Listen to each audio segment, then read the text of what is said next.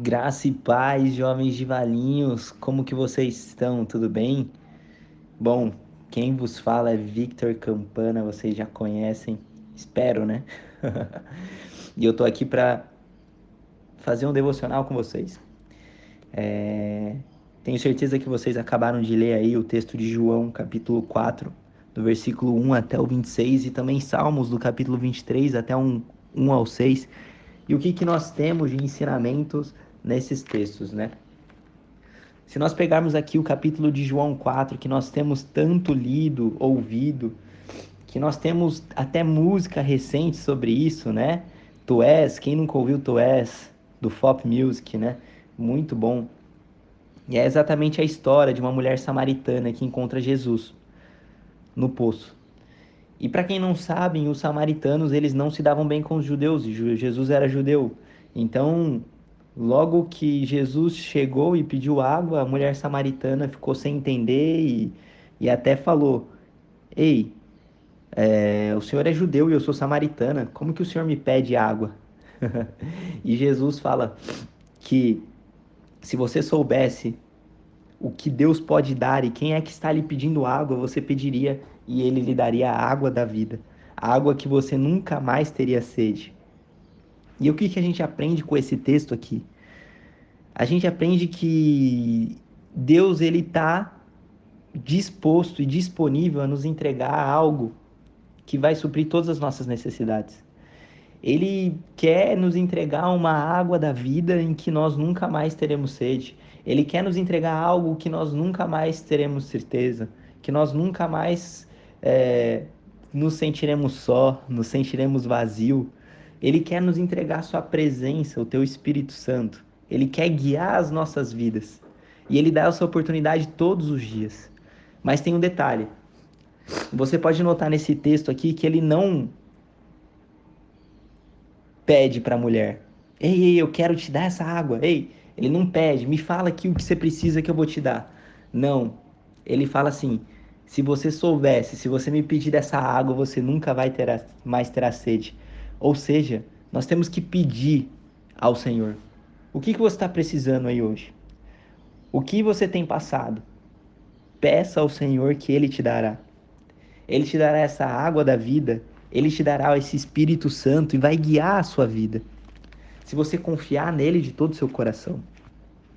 Um pouquinho mais para frente, lá no versículo 23 e 24, ele fala que virá o tempo, já chegou esse tempo em que os verdadeiros adoradores vão adorar o Pai em espírito e em verdade, pois são esses que o Pai quer. E aí no versículo 24 ele fala que Deus é espírito, e por isso os que adoram devem adorá-lo em espírito e em verdade. Então aqueles que adoram a Deus devem ser guiados pelo Espírito. E esse versículo ele não está falando sobre um fantasma, ele não está falando sobre aqueles espíritos que flutuam nas velhas casas, mas ele está falando sobre o Espírito Santo. Ele está falando que o Espírito Santo vai guiar os verdadeiros adoradores para que Deus seja adorado em espírito e em verdade. Por isso que é tão importante você ouvir o Espírito Santo e o conselho de Deus na palavra dele. O Espírito Santo, ele vai falar com você através da palavra dele, a palavra de Deus. O Espírito Santo vai guiar a sua vida. E se você quer adorar a Deus, e se você quer ter dessa água da vida eterna por todo dia da sua vida, você tem que ouvi-lo. Você tem que nutrir um relacionamento com ele verdadeiro e não se preocupar com as coisas dessa terra. Porque o Espírito Santo foi uma promessa. Jesus deixou o Espírito Santo conosco e ele está aqui hoje. Eu tenho certeza que ele está nesse áudio aqui, usando a minha vida para falar com você.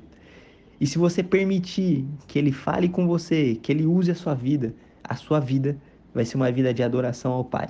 E você vai ser guiado por ele. E você não vai ter mais falta de nada.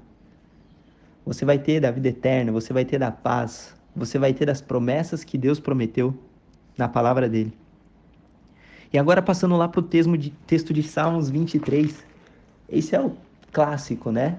Se a gente for na casa dos nossos avós, nas pessoas mais antigas, a gente sempre vai ter uma Bíblia aberta lá em Salmos, preferencialmente no 23 ou no 91. Mas o Salmo 23 é aquele que começa dizendo que o Senhor é meu pastor e nada me faltará. E aí Davi aqui, é, tem uma série de versos que eu não vou ler aqui com vocês, pois vocês já leram, mas falando que o Senhor renova as forças dele, que o Senhor guia os caminhos dele, guia por caminhos certos, não deixa passar por caminhos tortuosos, mas ele fala que ainda que ele passe por um vale escuro, como a morte, ele não vai ter medo, pois o Senhor está com ele, guiando o caminho e o protegendo. E o que eu quero dizer para você através desse texto é que nós devemos entregar o controle da nossa vida e tudo que nós somos ao Senhor. Ele tem guiado a nossa vida, Ele tem guiado os nossos caminhos, Ele tem guiado tudo aquilo que a gente tem feito e que nós não devemos nos preocupar com as coisas dessa terra. Eu sei que às vezes a gente passa por muitas dificuldades e a gente vai passar, independentemente se a gente é crente ou não, a gente vai passar por dificuldades.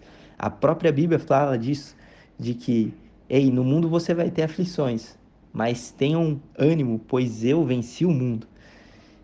E a gente vai passar por dificuldade, mas a diferença é, ou você vai passar a dificuldade sozinho, tentando vencer com a força do próprio braço, ou você vai passar pela dificuldade com Deus, sendo guiado pelo Espírito Santo e sendo guiado pelo Senhor.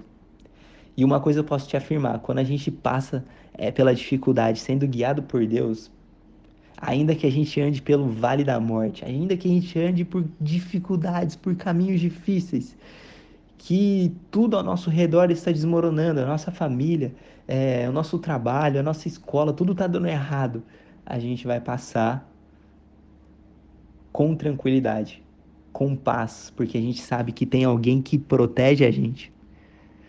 Mas é claro que essa paz ela só é reservada para aqueles que colocam o Senhor no centro e como prioridade das suas vidas. Então, se a gente não colocar o Senhor Jesus como prioridade da nossa vida, nos nossos corações, e colocar os ensinos dele em prática, guardar os mandamentos e viver o evangelho verdadeiramente, infelizmente nós não seremos alcançados por essa paz. Porque o cristianismo ele nos chama para nos entregar por inteiro. Não tem como você ter algo se você não se entregar por inteiro. E não é diferente com o cristianismo. A gente só vai ter 100% dele, a gente só vai ter 100% de Deus e usufruir 100% dessa paz, dessa promessa, se a gente se entregar 100% para ele.